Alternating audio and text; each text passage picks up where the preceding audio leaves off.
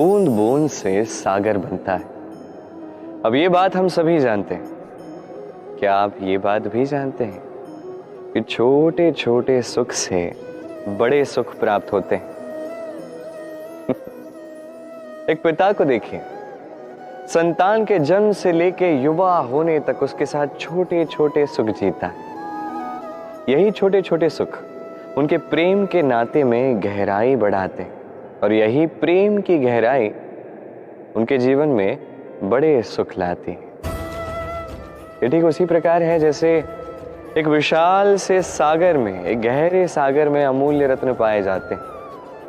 ये भी ठीक उसी ही प्रकार है। इसलिए जीवन में बड़े बड़े सुख ढूंढने में समय व्यर्थ मत कीजिए। ये जो छोटे छोटे सुख हैं ना, इन्हें जीना प्रारंभ कीजिए, इनका आनंद लीजिए, इनका उत्सव मनाइए, प्रेम की गहराई को समझिए और इस गहराई में मन को उतारिए। संसार में कई सारे ऐसे मनुष्य होते हैं जो चाहते हैं कि सब कुछ उन्हीं के अनुरूप चले, उसके लिए प्रयास भी करते हैं, किंतु सत्य तो यह है कि संसार का निर्माण मनुष्य ने नहीं किया है और इसीलिए ये संसार मनुष्य के अनुसार नहीं चलेगा, मनुष्य को संसार के अनुसार चलना होगा।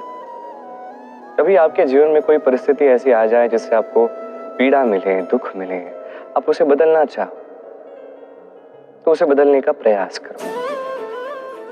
यदि आप असफल रहो तो पुनः एक बार प्रयास करो, निरंतर प्रयास करो और जब ना हो पाए तो स्वीकार करो कि इस परिस्थिति को बदला नहीं जा सकता।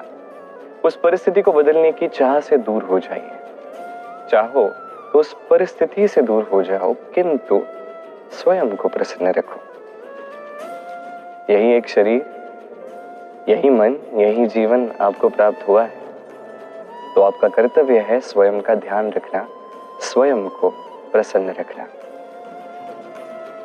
आप स्वयं प्रसन्न रहेंगे तभी इस संसार को प्रसन्न करने का प्रयास भी कर पाएंगे।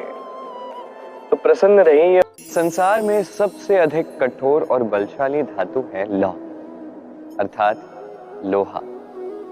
कदाचित इसीलिए सभी अस्त्र हो, शस्त्र हो, वाहन हो, जब भी इनका निर्माण होता है सबसे अधिक उपयोग लोहे का किया जाता है। अब इस लोहे की अत्यंत विशेष बात है और वो ये कि लोहा किसी और धातु से आप काट नहीं सकते, लोहा ही लोहे को काटता है। अब ये कैसे होता है? जिस लोहे को काटना है उसे गर्म किया जाता है, जिस लोहे से काटना है उसे ठंडा रखा जाता है, अर्थात ठंडा लोहा गर्म लोहे को काटता है।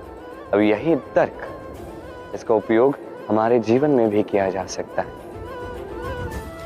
यदि आपके पास शक्ति है, यदि आप बुद्धिमान हैं और यदि आपका मन स्थिर है, शांत है, तो इस संसार को आप बदल सकते हैं। किंतु यदि आप शक्तिशाली है, बुद्धिमान है, किंतु आपका मन बेचैन है, आपका मन स्थिर नहीं, बात बात पे आपको क्रोध आता है, तो आप कभी संसार को बदल नहीं सकते। यदि परिस्थिति को अपने अनुसार ढालना है तो धैर्य, संयम और धीरज की शीतलता अपनानी होगी। आइए आज आपको एक कहानी सुनाता।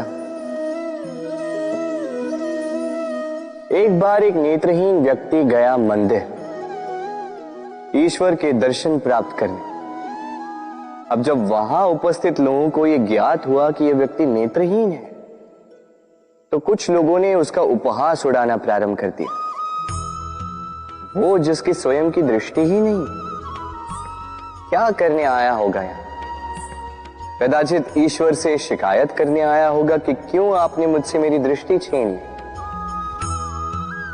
किंतु इन सभी बातों से उस नेत्रहीन व्यक्ति ने स्वयं को पीड़ित नहीं होने दिया। वो मुस्कुराया और उसने केवल एक बात कही, माना कि मेरे भाग्य ने मुझसे मेरी दृष्टि छीन ली, किंतु मैं अभागा नहीं, क्योंकि मेरा ईश्वर वो मुझे देख सकता है।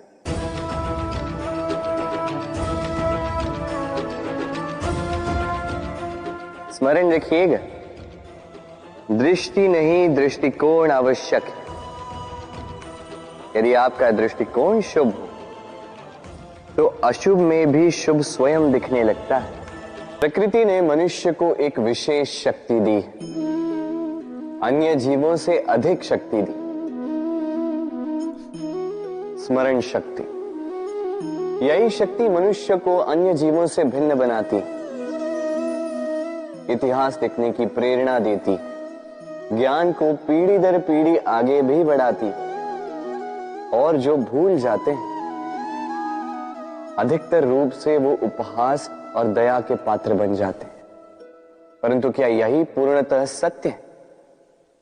नहीं। यही स्मरण शक्ति मनुष्य के विकास में सबसे बड़ी बाधा भी बन जाती है, उसके चित्त को दूषित कर देती है। बुरे अनुभव, किसी का दिया गया धोखा, किसी का किया गया कटाक्ष मनुष्य भुला नहीं पाता और फिर लग जाता है प्रतिकार में। पहले समय नष्ट करता है प्रतिकार की तैयारी में, फिर समय नष्ट करता है प्रतिकार का अवसर ढूंढने में। यदि संतोष पाना है, यदि जीवन में आनंद पाना है, तो स्मरण शक्ति का सदुपयोग कीजिए। अपनी स्मरण शक्ति को केंद्रित कीजिए केवल अच्छी बातों और अच्छी यादों की ओर। जीवन में प्रसन्नता आए। इस संसार में सबसे बड़ा व्यक्ति कौन है?